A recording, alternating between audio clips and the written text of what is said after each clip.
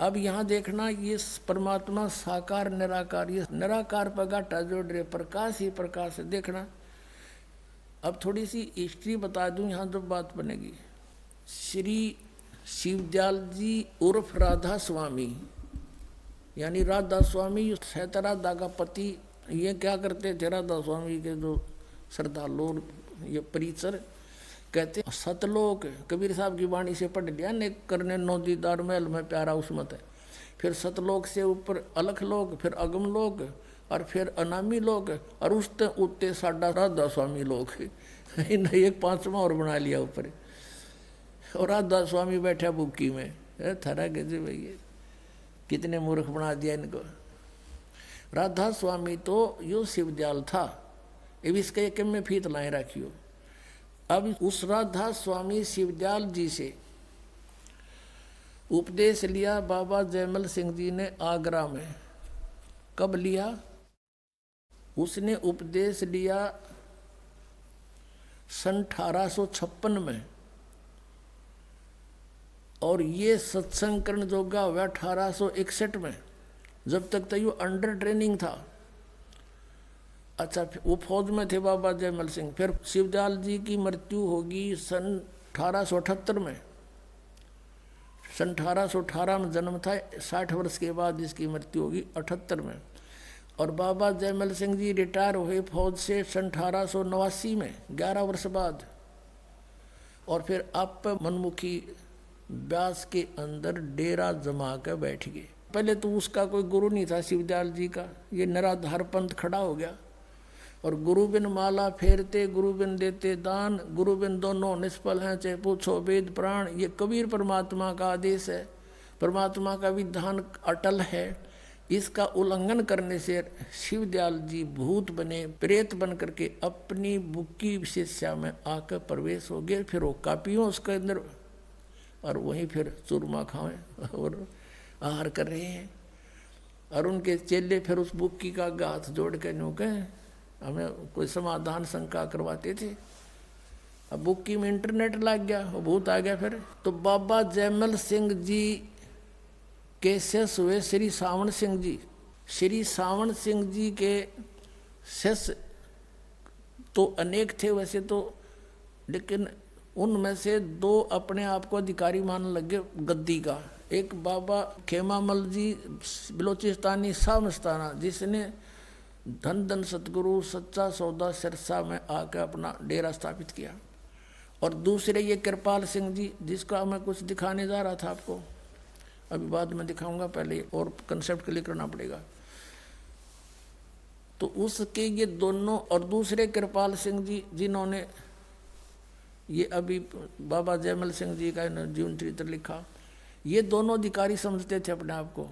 तो इनको बाईपास कर दिया सावन सिंह जी ने, और एक सरदार जगत सिंह जी को गद्दी का अधिकारी बना दिया और वसीयत लिख दी। और जगत सिंह 3 साल पाछा मर गया। और इन्होंने अपना अलग से डेरा स्थापित कर दिया। एक ने सावन कृपाल मिशन बना लिया छतरपुर में, कृपाल सिंह ने। और बलोचिस्तानी शाह मस्ताना खेमामल जी ने यहाँ बना लिया सिरसा के अंदर सच्चा सौदा। अब सावन सिंह जी के चेले हैं बलोचिस्तानी शाह मस्ताना अर्थात सच्चा सौदा सिरसा और जगमाल वाले। अब सावन सिंह जी के कुछ विचार और दिखा दूं सतनाम के विषय में, क्योंकि प्रसंग सतनाम का चला था। ये है संत मत प्रकाश भाग 3, जो श्री सावन सिंह जी के वचनों का संग्रह है। देखिए, ये है श्री सावन सिंह जी।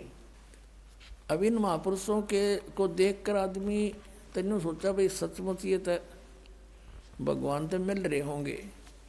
अब इनकी अनुभव को देखेंगे जो पता चलेगा किसे मिल रहे थे।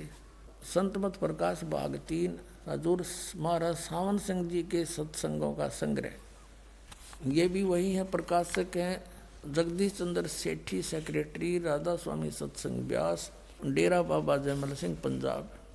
ये यहाँ से छपी है मुद्रक, गोपसंस पेपर्स लिमिटेड। अब इसके 102 पृष्ठ पर ले चलते हैं आपको। 102 पृष्ठ पे संतमत भाग प्रकाश 3, यहाँ देखिए। अब इसने ये शिवदयाल जी की तो बनाई हुई मन गढ़ंत चौपाई है और खोलने चले हैं श्री सावन सिंह जी। सचखंड या सतनाम ये चौथा लोक है। सचखंड या सतनाम ये चौथा लोक है और सभी के अंदर है। ठीक, अच्छा आगे दिखाते हैं आपको।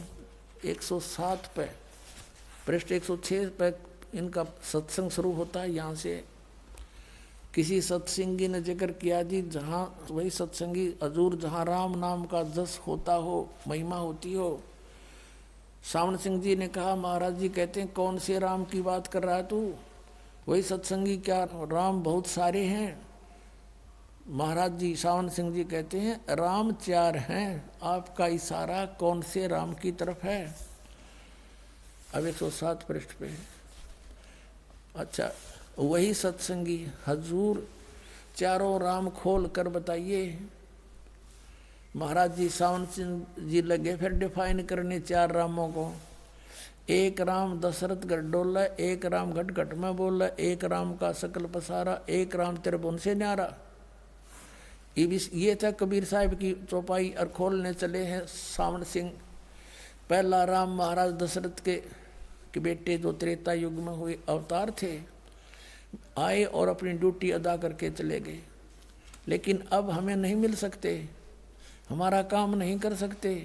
दूसरा राम मन जो घट घट में व्यापक है। तीसरा राम ब्रह्म जो सारी त्रिलोकी को पैदा करता है, पालता ना और नाश करता है। चौथा राम सतनाम, ये असली राम है। वाह रे देवताओं,